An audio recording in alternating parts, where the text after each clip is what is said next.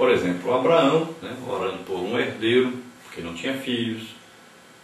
Você vai vendo as referências, né? Ló, permissão para fugir para Zoar. Eliezer, aí o êxito para a sua missão de buscar uma mulher para Isaac. Vamos ver a oração de Isaac, de Jacó, né, que estão pedindo filhos de Jacó para escapar de seu irmão. Vamos ver aí os israelitas, a bênção de Deus, pela qual luta com ele toda noite. Aí nós vamos ver naquela oração de Jacó.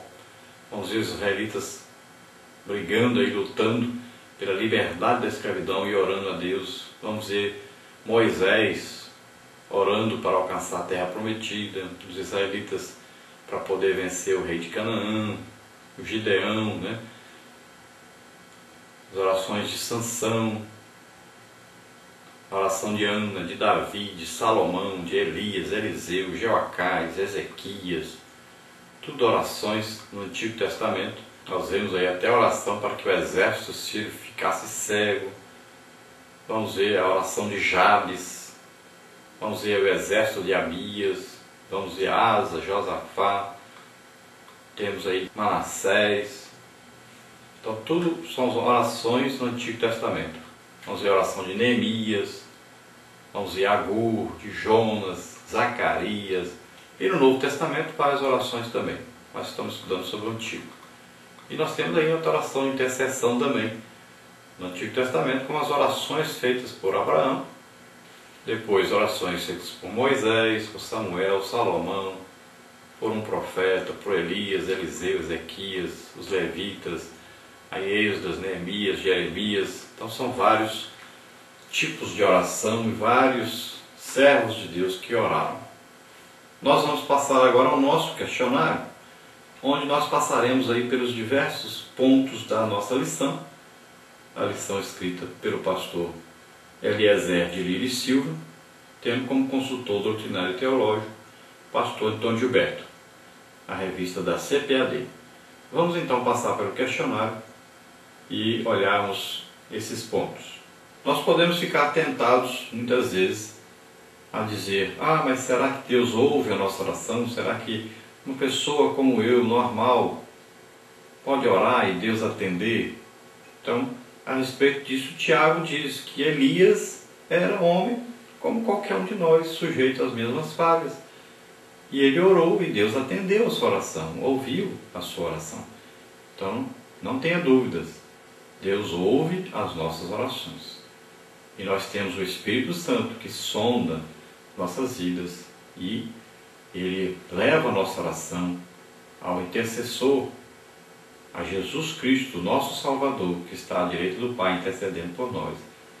Pode ter certeza, Deus está ouvindo as suas orações. Vamos ver então, no Antigo Testamento, esse exemplo dessas pessoas, desses servos de Deus, que oraram e Deus atendeu as suas orações. Vamos passar aí pelos pontos da nossa revista através do nosso questionário. Você encontra nosso questionário aí no nosso site, você vê o endereço abaixo, e também as respostas desse questionário você encontra sempre aqui nos vídeos. Às quintas-feiras pela manhã nós temos já os vídeos prontos e o questionário também pronto aí no site ou em outros sites. Então procure passar esse questionário para os alunos e procure utilizar esse questionário. É muito bom para que você possa ministrar sua aula. Primeiro aí, no nosso questionário, textual para completar então. Vamos ver. Então os sacerdotes e os levitas se levantaram e abençoaram o povo, e a sua voz foi ouvida, porque a sua oração chegou até a sua santa habitação, aos céus. Então, segundo o livro de Crônicas, capítulo 30, versículo 27. Depois, na verdade prática, para completar também, assim como hoje, a oração no Antigo Testamento era um canal permanente de comunicação entre Deus e o seu povo. Número 3, aí, dentro da introdução. O que é estudar a respeito da oração no Antigo Testamento? Então, é ter contato com as origens desse imprescindível meio de relacionamento do homem com Deus.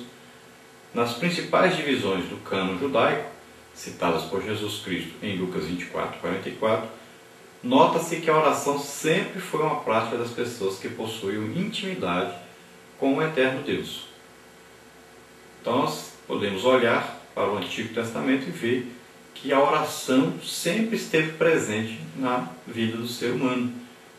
E nós cremos que Deus mesmo colocou essa sede, esse desejo no ser humano para que ele o buscasse. Porque sempre a iniciativa da oração está com Deus. Sempre ele que busca essa comunhão com o homem.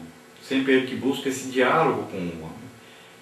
Então não foi o homem que foi atrás de Deus, mas Deus que veio ao homem, porque o homem estava em pecado, estava caído, distanciado de Deus.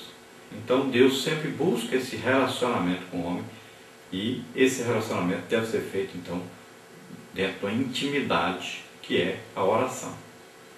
Parte 1 aí, a oração no Pentateuco. Como foi a oração durante o êxodo de Israel? Então todo o relacionamento divino com Israel foi aprofundado pela experiência do êxodo, antes, durante e após este. O Senhor ressaltou no deserto de Midian: tenho ouvido o seu clamor por causa dos seus exatores, porque conhecia as suas dores. Portanto, desci para livrá-lo da mão dos egípcios. Então veja bem que Deus teve um profundo relacionamento com Israel antes de haver o êxodo, que é a saída desse povo do Egito, da escravidão, da pobreza, das doenças. E eles estavam ali, e Deus enviou então o libertador, porque ouviu as suas orações. O seu clamor subiu até os céus, e Deus ouviu e atendeu e enviou a libertação, a cura, e também a prosperidade financeira, porque eles saíram com prata e com ouro. Não havia um só enfermo entre eles. Eram escravos, se tornaram livres.